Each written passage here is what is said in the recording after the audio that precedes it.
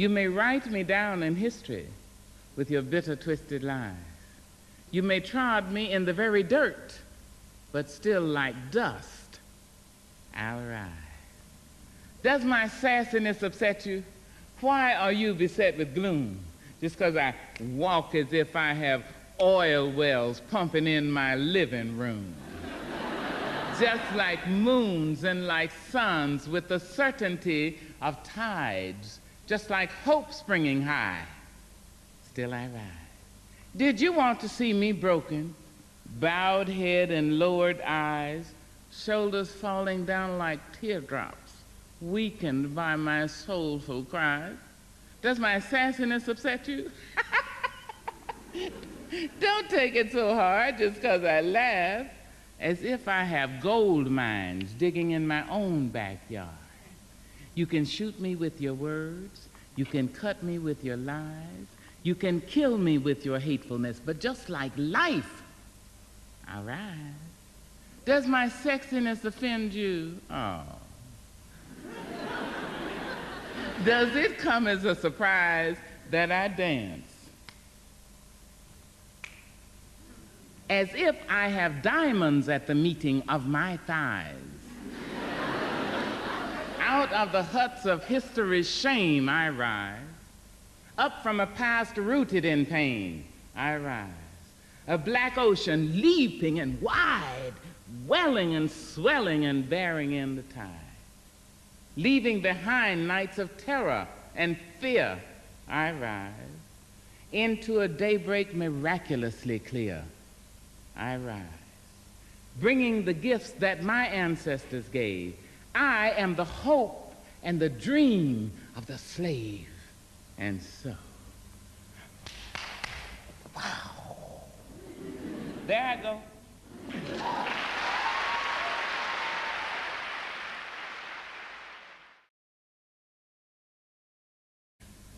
There's a long-legged girl in San Francisco by the Golden Gate. She said she'd give me all I wanted, but I just couldn't wait. I started to picking them up and laying them down, picking them up and laying them down, picking them up and laying them down and getting to the next town, baby. Now, picking them up and laying them down is a black American phrase meaning walking. You know, it's picking them up and laying. And then it means however whatever you... I met that lovely Detroit lady and thought my time had come. But just before I said I do, I said I got to run and started to picking them up and laying them down, picking them up and laying them down, picking them up and laying them down and getting to the next town, baby. There's a pretty brown in Birmingham, man, she's little and cute. But when she tried to tie me down, I had to grab my suit and start to picking them up and laying them down and picking them up and laying them down, picking them up and laying them down and getting to the next town, baby. There ain't no words for what I feel about a pretty face. But if I stay, I just might miss a prettier one someplace. That's why I start that picking them up and laying them down and picking them up and laying them. Now, men, you know I'm not talking about you.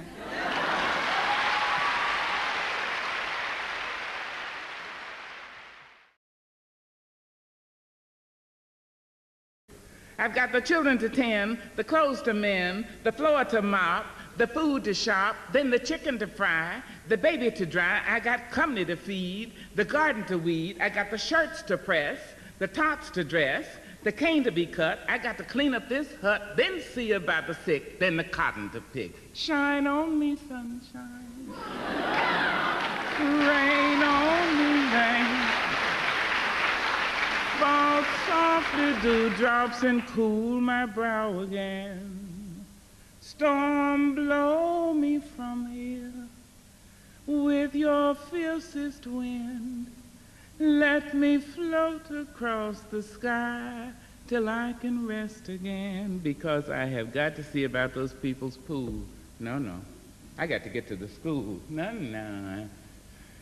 Oh, I got to pick up the mail. No. I got to visit the jail. No. I got to pick up.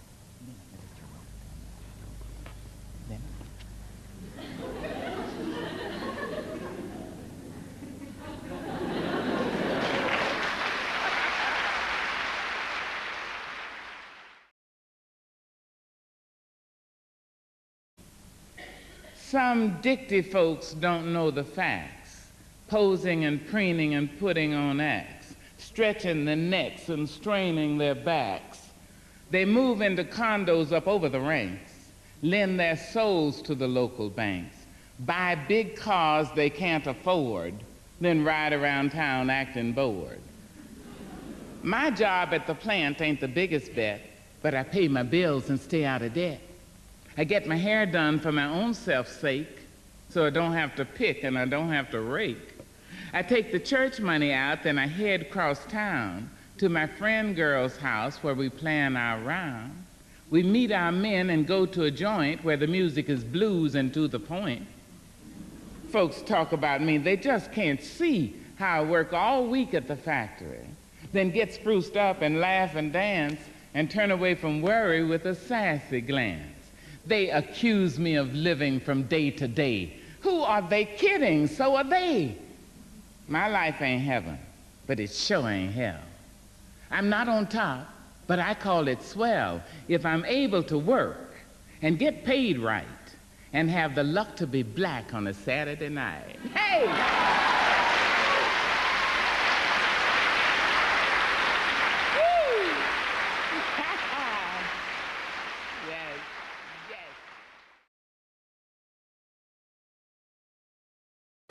Many people wonder where my secret lies.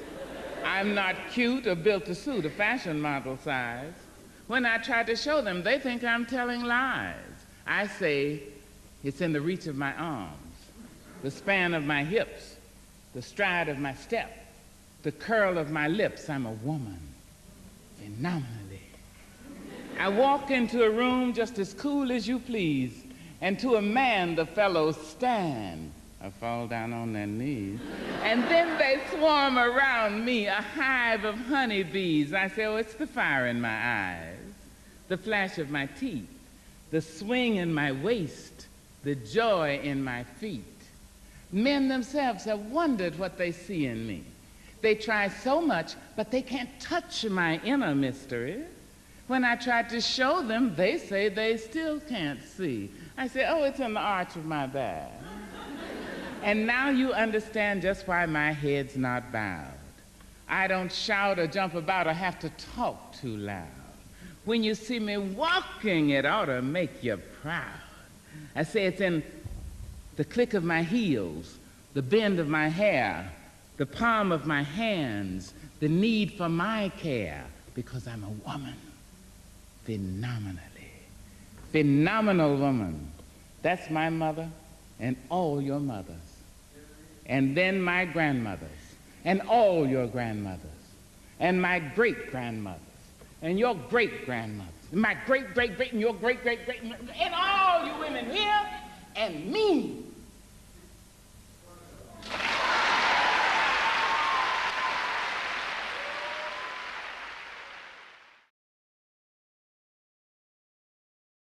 We wear the mask that grins and lies. It shades our cheeks and hides our eyes.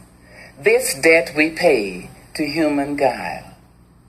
With torn and bleeding heart, we smile and mouth with myriad subtleties. Why should the world be overwise in counting all our tears and sighs? Nay, let them only see us while we wear the mask. We smile, but oh my God, our tears to thee from tortured souls arise. And we sing, hey, baby, bye. We sing, hey, but oh, the clay is vile beneath our feet and long the mile. But let the world think otherwise. We wear the mask. When I think about myself, I almost laugh myself to death. My life has been one great big joke, a dance that's walked, a song was spoke. I laugh so hard, I almost choke when I think about myself and my folks and the little children. My fathers sit on benches, their flesh count every plank. The slats leave dents of darkness deep in their withered flank, and they nod like broken candles, all waxed and burnt profound. They say, but sugar, it was our submission that made your world go round. There in those pleated faces I see the auction block, the chains and slavery's coffles, the whip and lash and stock. My father's speaking voices that shred my fact and sound. They say, but sugar, it was our submission, and that made your world go round. They laughed to shield their crying. They shuffled through their dreams. They stepped and fetched a country and wrote the blues in screams. I understand their meaning. Oh Lord, I want 2 wings to guide my feet. Oh Lord, I want 2 wings to guide my hands. Oh Lord, I want 2 wings to hold my eyes so the world won't do me no harm. I know what the caged bird feels, me, when the sun is bright on the upland slopes, when the wind blows soft through the springing grass, and the river floats like a sheet of glass, when the first bird sings, and the first bud opes, and the faint perfume from its chalice steals. I know what the caged bird feels. Oh Lord, I want 2 wings to guide my mind. Oh Lord, I want 2 wings to hold my back. Oh Lord, I want 2 wings to watch me watch. Oh Lord, I want, so the world won't do me no harm. I know why the caged bird sings, amen. When its wings are bruised and its bosom sore, it beats its bars and would be free. It's not a carol of joy or glee, but a prayer that it sends from its heart's deep core, but a plea that upward to heaven it flings. I know why the caged bird sings. The caged bird jumps on the back of the wind. A free bird jumps on the back of the wind and floats downstream till the currents end and dips its wings in the bright sun rays and dares to claim the sky. But a caged bird stands on the grave of dreams, often shouting a nightmare scream. Its wings are clipped, its feet are tied, so it opens its mouth to sing. The caged bird sings with a fearful trill of things unknown but longed for still, and its song is heard on a distant hill, for the caged bird sings of freedom. A free bird thinks of another breeze and the trade winds soft through the sighing trees, and fat worms waiting on a dawn-bright lawn, and it names the sky its own. But a caged bird stands on the grave of dreams, shadows shouting a nightmare scream. Its wings are clipped, its feet are tied, so it opens its mouth to sing. The caged bird sings with a fearful trill of things unknown but longed for still, and its voice is heard on the distant hill, throughout the land, throughout the air, across the oceans, across centuries, across, in fact, continents, and across ignorance, across hate, because the caged bird sings of freedom. Oh Lord, I want 2 wings to guide my feet. Oh Lord, I want 2 wings to guide my mind. Oh Lord, I want 2 wings to hold my arms so the world won't do me no harm. Thank you. I note the obvious differences in the human family.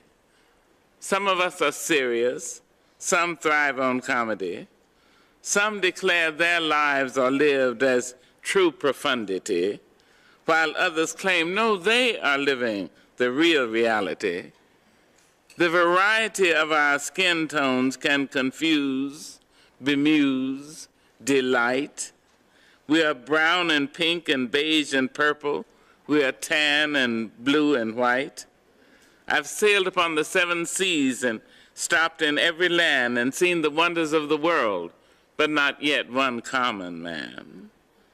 I've known 10,000 women who are called Jane or Mary Jane, but I've not seen any two who really were the same.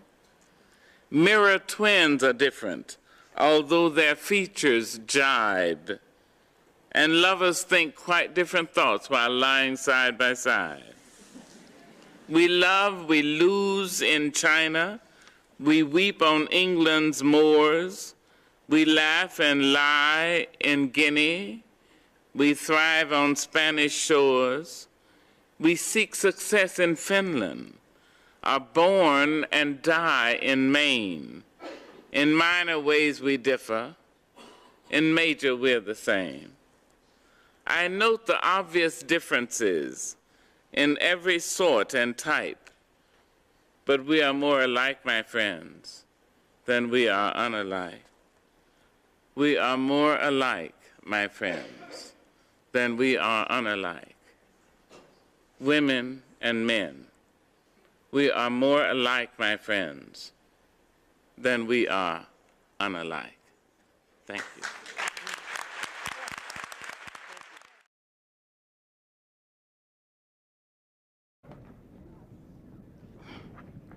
Mr. President and Mrs. Clinton, Mr. Vice President and Mrs. Gore, and Americans everywhere.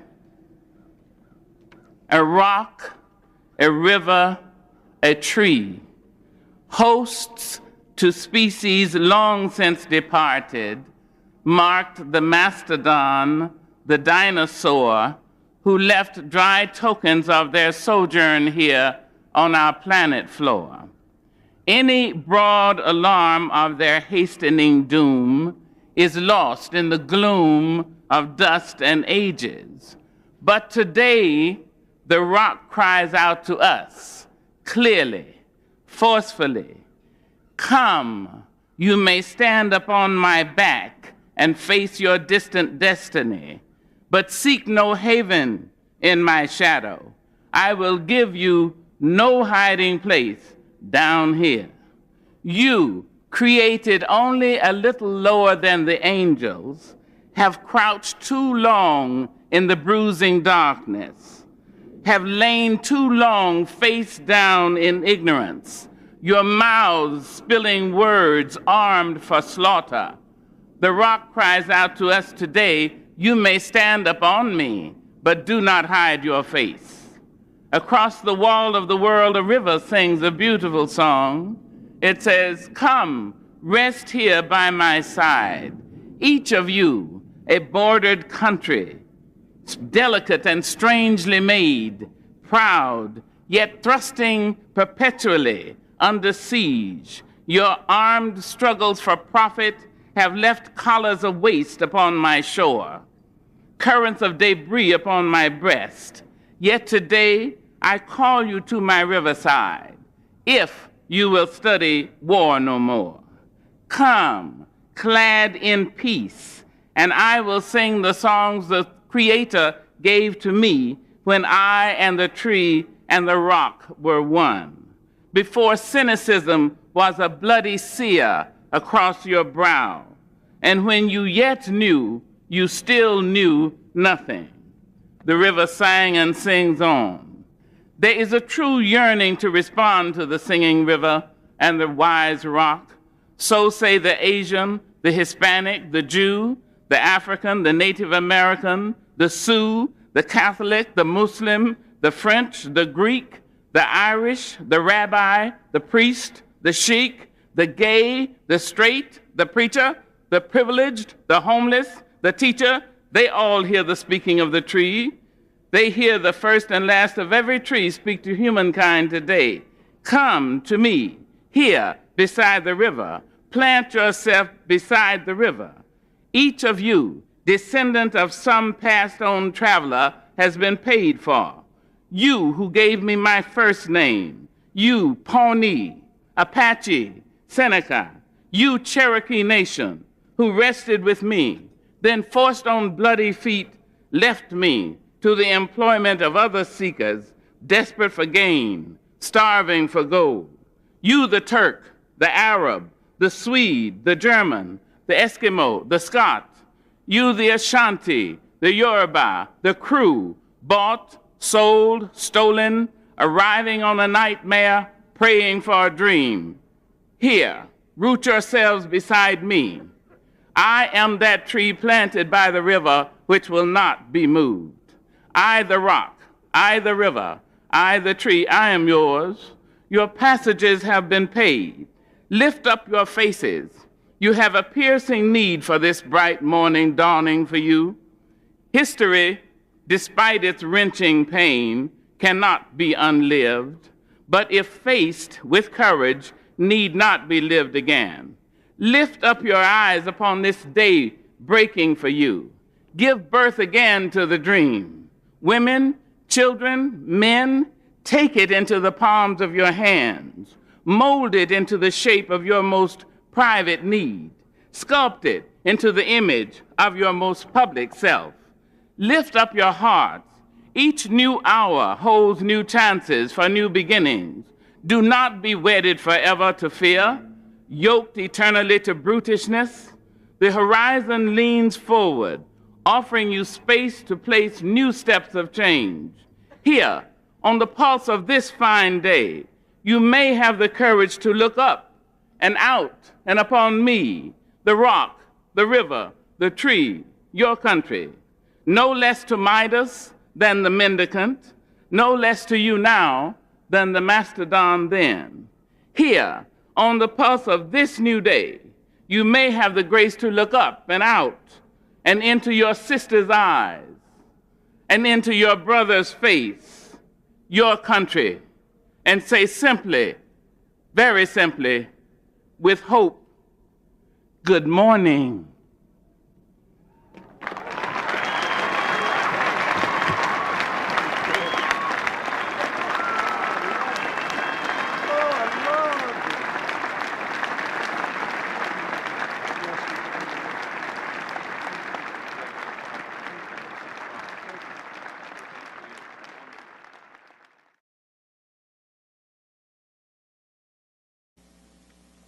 We, this people on a small and lonely planet, traveling through casual space, past aloof stars, across the way of indifferent suns, to a destination where all signs tell us it is possible and imperative that we learn a brave and startling truth.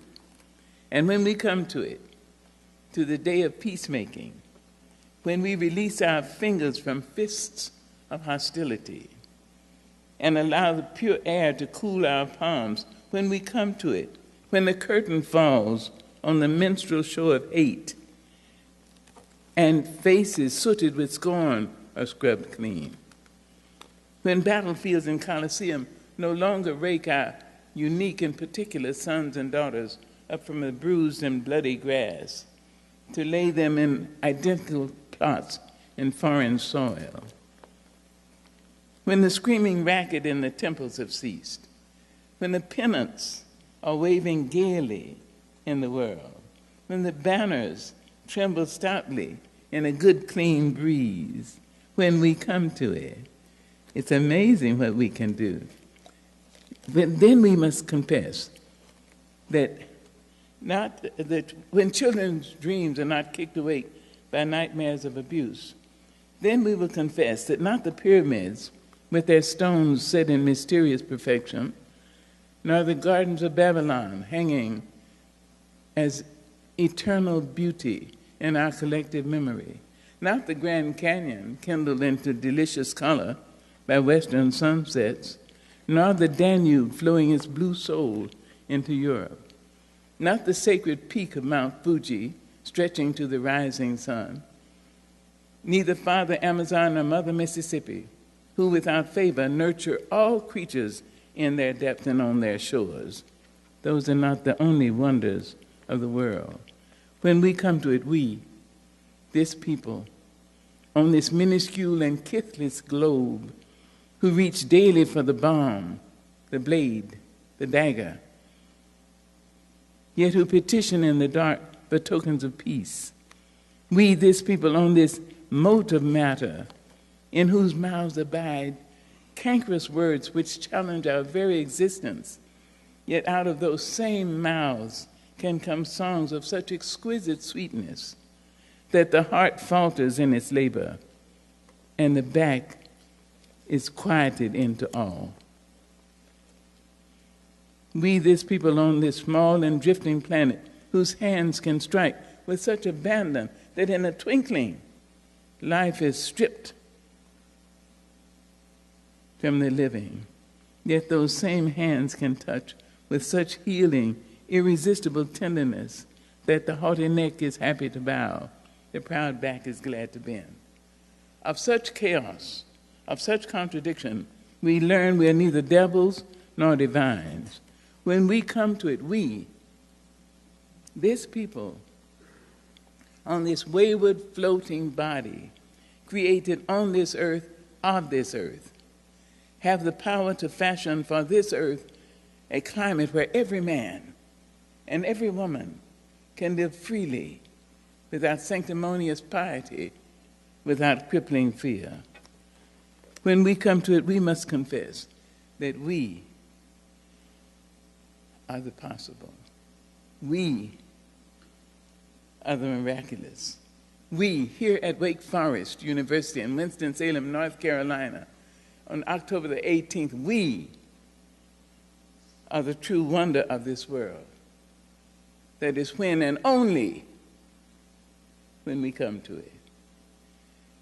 When it looks like the sun will not shine anymore, when one of us, or two of us, or all of us can say, I am willing to be a rainbow in somebody's cloud. Thank you. Thank you. Thank you.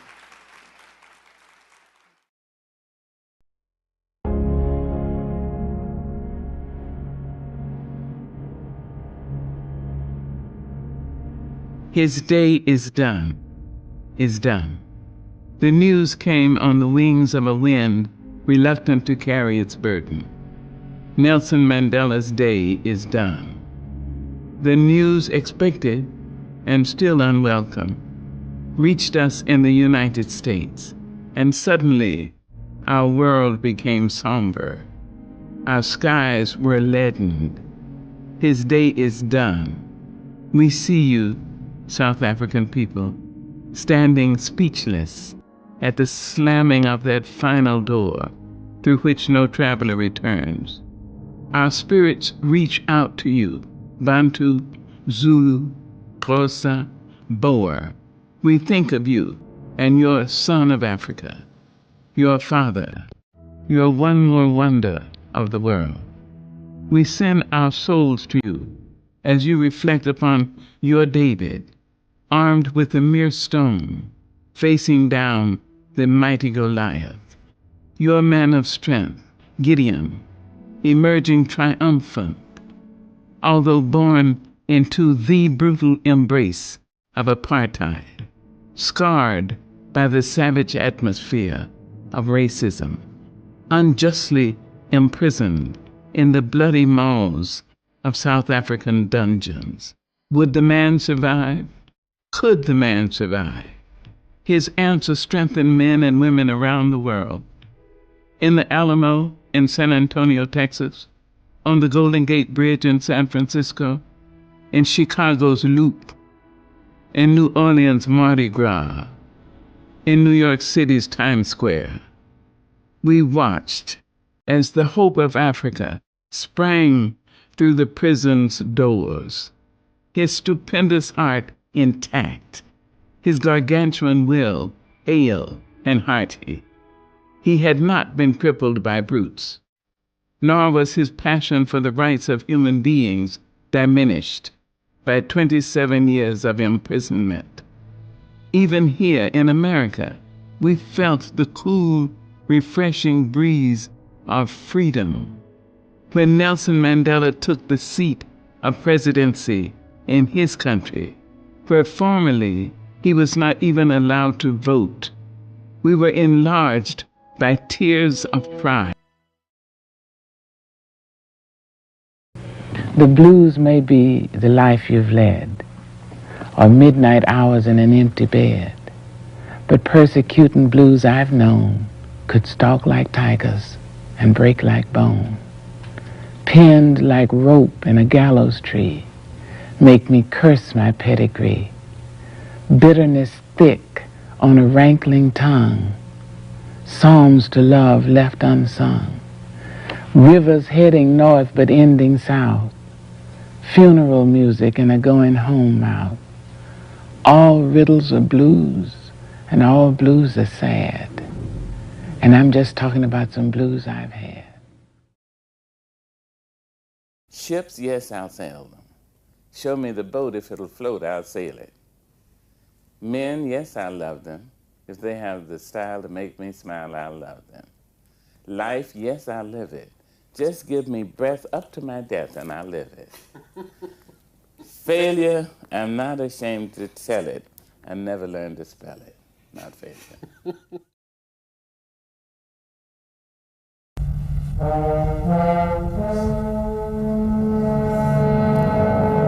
Thunder rumbles in the mountain passes, and lightning rattles the eaves of our houses.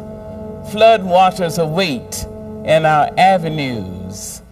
The earth quivers and swallows entire villages. Snow falls upon snow falls upon snow to avalanche over unprotected hamlets.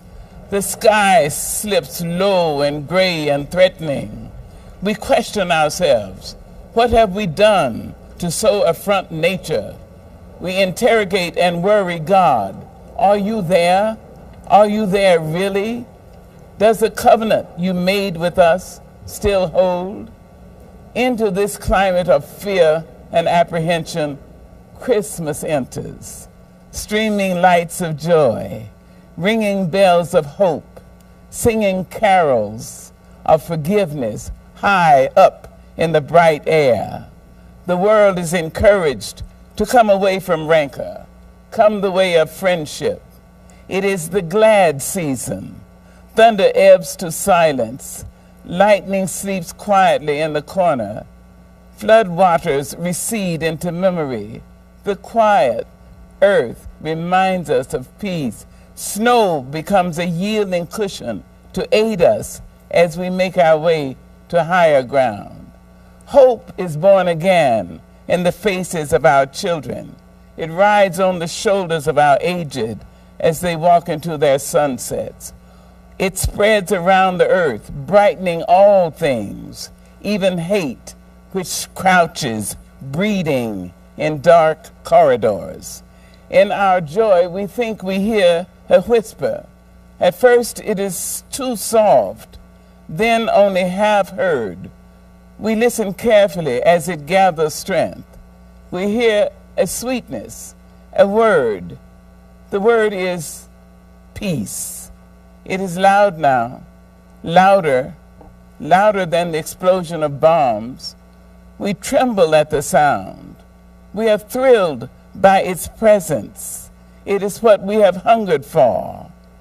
Peace, not just the absence of war, but true peace, a harmony of spirit, a comfort of courtesies, security for our beloveds and for their beloveds. It is Christmas time. It is the glad season. We clap hands and welcome the peace of Christmas. We beckon this good season to wait a while with us. We Baptist and Buddhist, Methodist and Muslim say, come peace, come and fill us and our world with your majesty. We the Jew and the Jainist The Catholic and the Confucian implore you peace.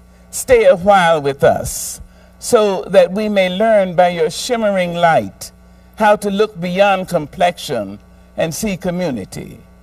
It is Christmas time, a halting of hate time. On this platform of peace, we can create a language to translate ourselves and to each other.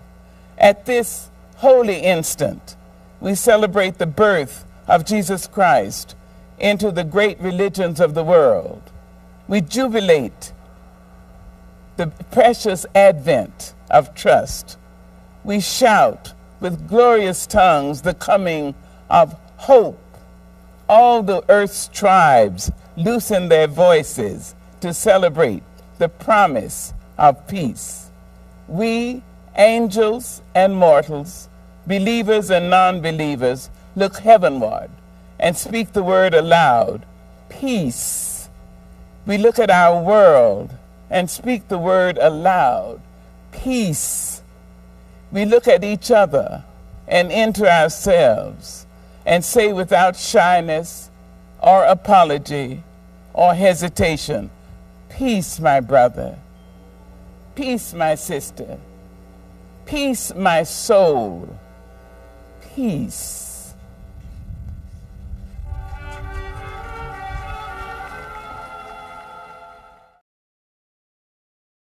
Willie was a man without fame.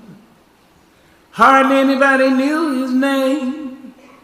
Crippled and limping and always walking lame. He said, I keep on moving and moving just the same. Solitude was the climate in his head. Emptiness was the partner in his bed. Pain echoed in the steps of his tread. He said, I keep on following where the others led. I will cry and I will die, but my spirit is the soul of every spring. Look for me and you will see that I'm present in the songs that children sing. People call him uncle, boy, and hey. Said, you can't live through this another day. And then he waited to hear what he would say.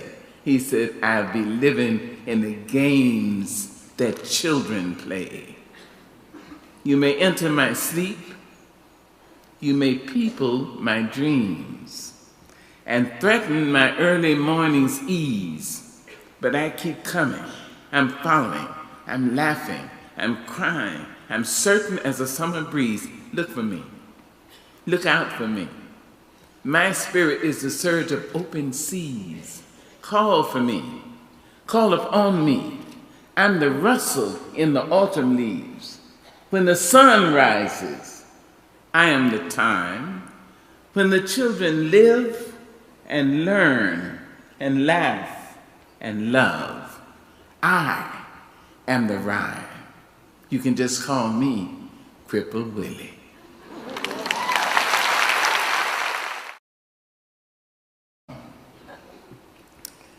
When you see them on the freeway hitching rides with their dogs and their guitars by their sides, you need to ask, what's on the line and the dying and the killing and the thrilling all about? Take time out. When you see him with a band around his head and an army trump breakup that makes his bed, you need to ask, what's all the beating and the cheating and the bleeding and the needing all about? Take time out. Take a minute, feel some sorrow for the folks who thought tomorrow was a place that they could call up on the phone. Take a month and show some kindness for the folks who thought that blindness was an illness that affected eyes alone. When you see her walking barefoot in the rain, and you know she's tripping on a one-way train, you need to ask, what's all the yelling and the selling, the beating and the cheating all about? Take time out. Or you can sell your soul for money, then run off to the country for your cookouts and your parties on the lawns. While our children seek sedation in Eastern meditation or visions that go shooting up their arms. When you know that youth is dying on the run, and my daughter trades dope stories with your son, we need to ask, what's all the warring and the jarring, the killing and the thrilling, the beating and the cheating, the bleeding and the needing all about? We better take time out.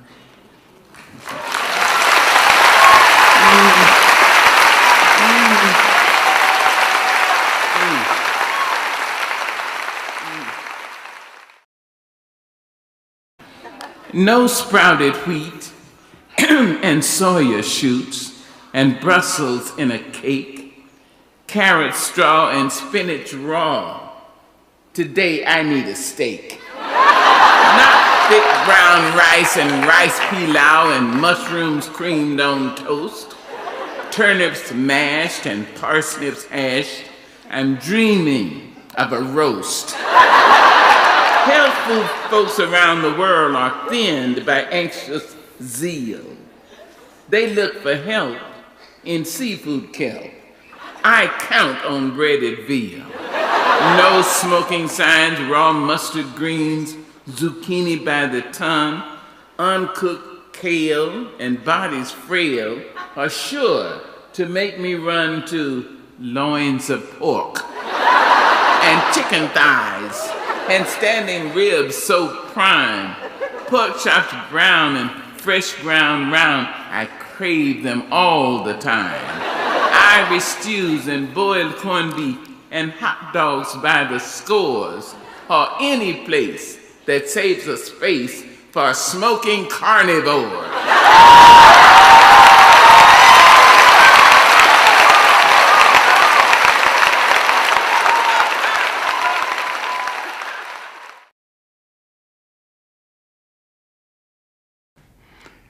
The last inch of space was filled, yet people continued to wedge themselves along the walls of the store. Uncle Willie had turned the radio up to its last notch so that youngsters on the porch wouldn't miss a word.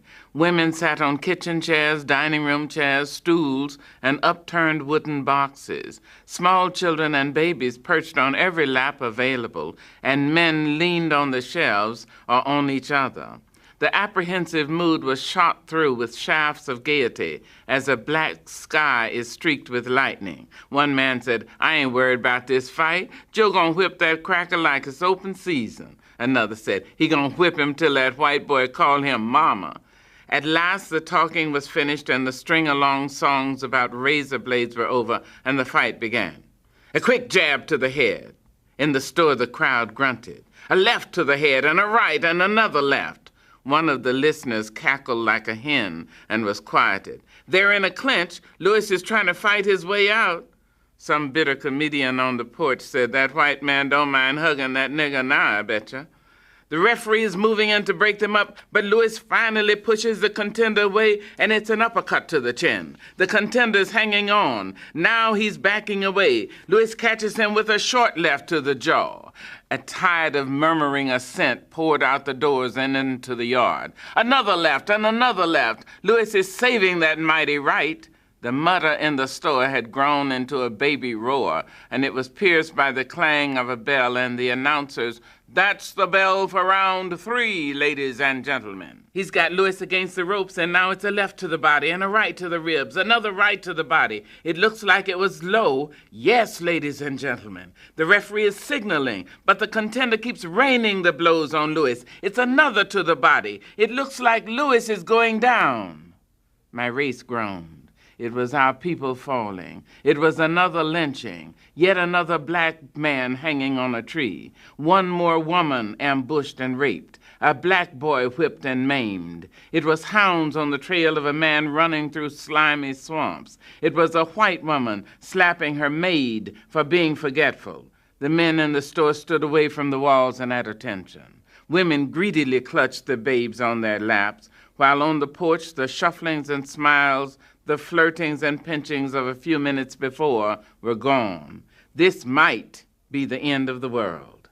If Joe lost, we were back in slavery and beyond help. It would all be true, the accusations that we were lower types of human beings, only a little higher than the apes.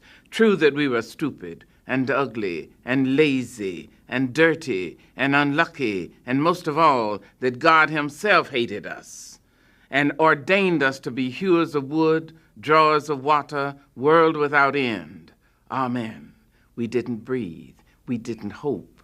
We waited. He's off the ropes, ladies and gentlemen. He's moving toward the center of the ring, and now it looks like Joe is mad. He's caught Canara with a left hook to the head, a right to the head. It's a left jab to the body, another left to the head. There's a left cross, a right to the head. The contender's right eye is bleeding. He can't seem to keep his block up. Lewis is penetrating every block. The referee is moving in, but Lewis sends a left to the body. It's an uppercut to the chin. The contender's dropping. He's on the canvas, ladies and gentlemen. Babies slid to the floor. Women stood up. Men leaned toward the radio. Here's the referee. He's counting. 1, 2, 3, 4, 5, 6, 7. Is the contender trying to get up again? All the people in the store shouted, "No!" 8, 9, 10. There were only a few sounds from the audience. They seemed to be holding themselves in against tremendous pressure. The man said, "The fight is all over, ladies and gentlemen. Here, let's get the microphone over to the referee. Here he is. He's got the brown bomber's hand. He's holding it up. Here he is." And then that voice, husky, familiar, came to wash over us. It said, "The winner and still heavyweight champion of the world, Joe Louis. Champion of the world, a black boy, some black mother's son, some black father's son. He was the strongest man in the world. People drank Coca-Colas like ambrosia and ate candy bars like Christmas. Some of the men went behind the stores and poured white lightning into their soft drink bottles, and a few of the bigger boys followed them. Those who were not chased away came back blowing their breath in front of themselves like proud smokers. It would take an hour or more before the people would leave the store and head for home. Those who lived too far had made arrangements to stay in town. You see, it wouldn't do for a black man and his family to be caught on a lonely country road in the South when Joe Louis had just proved that a black man was the strongest person in the world.